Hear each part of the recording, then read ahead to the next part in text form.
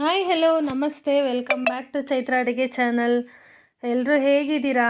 ಇವತ್ತು ತುಂಬ ಸಿಂಪಲ್ಲಾಗಿ ಚಿಕನ್ ಗೊಜ್ಜು ಮಾಡೋದನ್ನ ಹೇಳ್ಕೊಡ್ತೀನಿ. ತುಂಬಾ ಚೆನ್ನಾಗಿರುತ್ತೆ ಟೇಸ್ಟು. ಅಷ್ಟೇ ಕಡಿಮೆ ಸಮಯದಲ್ಲಿ ಇದನ್ನ ಮಾಡ್ಬೋದು. ಬ್ಯಾಚುಲರ್ಸ್ ಕೂಡ ಆರಾಮಾಗಿ ಒಂದು 10 ನಿಮಿಷದಲ್ಲೆಲ್ಲ ಇದನ್ನ ಮಾಡ್ಕೊಂಡು ತಿನ್ಬೋದು. ಅಷ್ಟು ಚೆನ್ನಾಗಿರುತ್ತೆ ಟೇಸ್ಟ್ ಕೂಡ.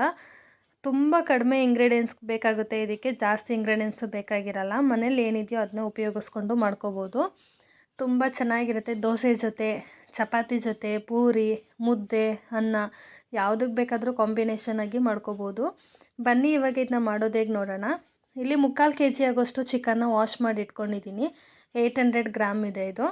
ಇವಾಗ ಒಂದು ಬಾಣಲಿನ ಇಟ್ಕೊಂಡು ಅದಕ್ಕೆ ಒಂದು 3 ಟೇಬಲ್ ಸ್ಪೂನ್ ಆಗೋಷ್ಟು ಆಯಿಲ್ನ ಹಾಕ್ಕೊತಾ ಇದ್ದೀನಿ. ಇದಕ್ಕೆ ಸ್ಪೈಸಸ್ನ ಹಾಕ್ಕೊಂಡು ಒಂದು 3 ಹಸಿಮೆಣ್ಸಿನ್ಕಾಯಿನ ಕಟ್ ಮಾಡಿ ಹಾಕ್ಕೊಂಡಿದ್ದೀನಿ. ಹಾಗೆ ಒಂದು 2 ಈರುಳ್ಳಿ ಕೂಡ ಕಟ್ ಮಾಡಿ ಹಾಕ್ಕೊಂಡು ಫ್ರೈ ಮಾಡ್ಕೊತಾ ಇದ್ದೀನಿ. ಇದು ಸ್ವಲ್ಪ ಹಸಿ ವಾಸನೆ ಹೋಗೋ ತನಕ ಫ್ರೈ ಮಾಡ್ಕೊಳ್ಳಿ. ಸ್ವಲ್ಪ ಗೋಲ್ಡನ್ ಬ್ರೌನ್ ಬರಬೇಕು. ಇದಕ್ಕೆ ಸ್ವಲ್ಪ ಕರಿಬೇವಿನ ಸೊಪ್ಪನ್ನ ಆ್ಯಡ್ ಮಾಡ್ಕೊತಾ ಇದ್ದೀನಿ ಫ್ಲೇವರ್ಗೋಸ್ಕರ. ಫ್ಲೇವರ್ ತುಂಬಾ ಚೆನ್ನಾಗಿರುತ್ತೆ. ಇವಾಗ 2 ಹುಳಿ ಟೊಮೊಟೊ ಕೂಡ ಆ್ಯಡ್ ಮಾಡ್ಕೊತಾ ಇದ್ದೀನಿ. ನೀವು ಜಾಮ್ ಟೊಮೊಟೊ ಇದ್ರೂ ಕೂಡ ಯೂಸ್ ಮಾಡ್ಕೋಬೋದು. ನೋಡಿ, ಇದು ಕೂಡ ಹಸಿ ವಾಸನೆ ಹೋಗೋ ತನಕ ಫ್ರೈ ಮಾಡಿಕೊಂಡು ಇದಕ್ಕೆ ಸ್ವಲ್ಪ ಅರಶಿನದ ಪುಡಿನ ಹಾಕ್ಕೊಂಡು ಫ್ರೈ ಮಾಡೋದ್ರಿಂದ ಈರುಳ್ಳಿ ಮತ್ತು ಟೊಮೊಟೊ ತುಂಬ ಸಾಫ್ಟಾಗಿ ಬೇಯುತ್ತೆ. ಇದ್ರ ಜೊತೆ ನೀವು ಉಪ್ಪು ಕೂಡ ಆ್ಯಡ್ ಮಾಡ್ಕೋಬೋದು. ನೋಡಿ, ಅರಶಿನ ಹಾಕ್ಕೊಂಡು ಈ ಥರ ಫ್ರೈ ಮಾಡಿಕೊಂಡು ಒಂದು 5 ನಿಮಿಷ ಲಿಡ್ನ ಕ್ಲೋಸ್ ಮಾಡಿ ಬೇಯಿಸ್ಕೋಬೇಕು. ನೋಡಿ, ಆಲ್ಮೋಸ್ಟ್ ಈರುಳ್ಳಿ ಟೊಮೊಟೊ ಕೂಡ ಬೆಂದಿದೆ. ನಾನು ಸ್ವಲ್ಪ ಕಾಯಿ ಟೊಮೊಟೊನ ಯೂಸ್ ಮಾಡಿದ್ದೆ, ಅದಕ್ಕೆ ಈ ಥರ ಸ್ನ್ಯಾಶ್ ಮಾಡ್ಕೊತಾ ಇದ್ದೀನಿ. ಈರುಳ್ಳಿ ಟೊಮೊಟೊ ಬೆಂದಷ್ಟು ಟೇಸ್ಟು ತುಂಬಾ ಚೆನ್ನಾಗಿರುತ್ತೆ. ಇವಾಗ ವಾಶ್ ಮಾಡಿ ಇಟ್ಕೊಂಡಿರೋಂಥ ಚಿಕನ್ನು ಕೂಡ ಆ್ಯಡ್ ಮಾಡ್ಕೊತಾ ಇದ್ದೀನಿ. ನಿಮಗೆ ಟೈಮ್ ಇಲ್ಲ, ಏನಾದರೂ ಒಂದು ಚಿಕನ್ನಲ್ಲಿ ಮಾಡಬೇಕು ತಿನ್ನಬೇಕು ಅಂತ ಅನ್ನಿಸ್ದಾಗ ಈ ಥರ ಮಾಡ್ಕೊಳ್ಳಿ. ಒಂದು 10 ನಿಮಿಷದಲ್ಲೆಲ್ಲ ರೆಡಿಯಾಗಿಬಿಡುತ್ತೆ. ಟೇಸ್ಟು ಕೂಡ ಅಷ್ಟೇ ಚೆನ್ನಾಗಿರುತ್ತೆ.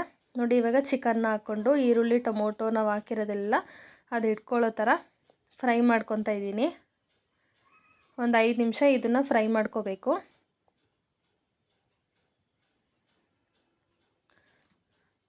ಈ ಥರ ತಳೆ ಹಿಡಿಯೋಕ್ಕೆ ಬಿಡಬಾರ್ದು.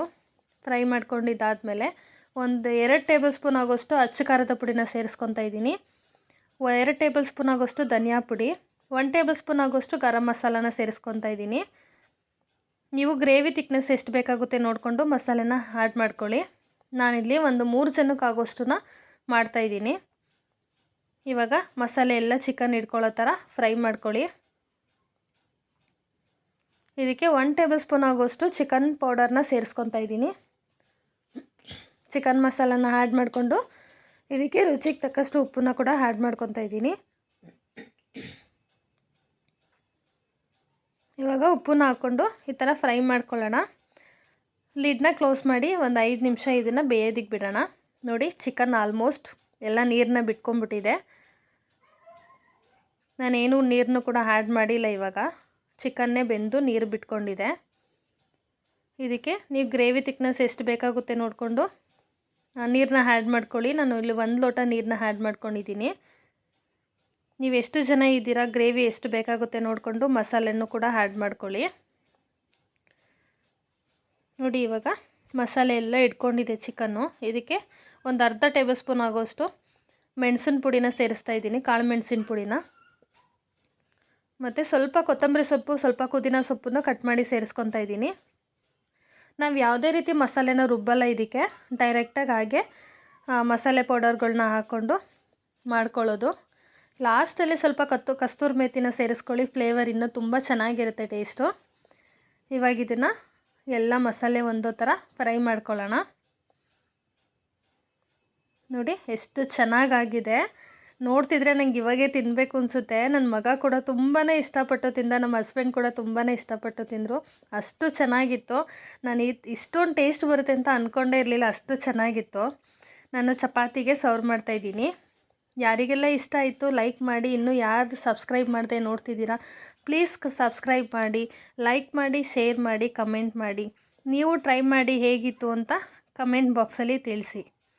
ಇದು ದೋಸೆ ಜೊತೆಗೆ, ಇಡ್ಲಿ ಜೊತೆಗೆ ಯಾವುದಕ್ಕೆ ಬೇಕಾದರೂ ಕಾಂಬಿನೇಷನ್ ಮಾಡ್ಕೊಳ್ಳಿ, ಅಷ್ಟು ಚೆನ್ನಾಗಿರುತ್ತೆ. ನಾನಿಲ್ಲಿ ನೈಟು ಡಿನ್ನರಿಗೋಸ್ಕರ ಮಾಡ್ಕೊಂಡಿದ್ದೆ. ತುಂಬಾ ಚೆನ್ನಾಗಿತ್ತು ಟೇಸ್ಟು. ಯಾರಿಗೆಲ್ಲ ಇಷ್ಟ ಆಯಿತು ಲೈಕ್ ಮಾಡಿ, ಶೇರ್ ಮಾಡಿ, ಕಮೆಂಟ್ ಮಾಡಿ. Thank you so much. Thank you all.